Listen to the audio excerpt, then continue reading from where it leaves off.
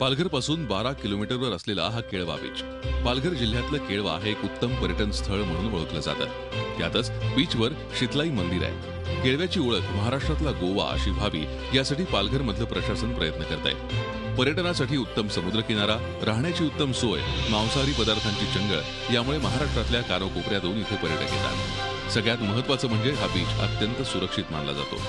इथे जेव्हा हायवे सोडतो मध्ये शिरतो तेव्हा निसर्ग सौंदर्य एवढं छान आहे। डोंगर दऱ्या मध्ये नदी लागते आणि ते निसर्ग सौंदर्य बघत केळवा कधी येते समजत नाही।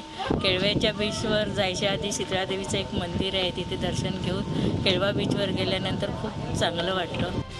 या किनारपट्टीवर सतत पोलिसांची गस्त सुरू असल्यानं या बीचवर गुन्ह्यांचे प्रकार कमी आहेत। मात्र गावातले रस्ते, पाणी प्रश्न याकडे लक्ष देण्याची गरज आहे। बीचवर पर्यटकांसाठी शौचालय आणि चेंजिंग रूम बंद आहेत। ते सुरू केल्यास पर्यटकांना आणखी सुविधा उपलब्ध होतील।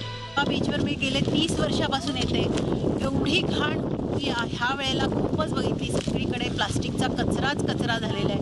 तिथे समुद्रावरती फिरायला इतकी लोक येतात, कोणीही त्याची स्वच्छता करत नाही। तिथे लाईटची सोय नाही, तिथे सेफ्टी गार्ड कोणी नाहीये। सर्वसामान्यांना परवडणारा आणि निसर्ग संपन्न असा हा केळवे परिसर उत्तम पर्यटन स्थळ म्हणून विकसित होऊ शकतो।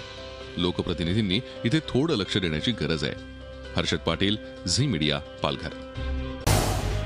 झी 24 तास रहा एक पाऊल पुढे।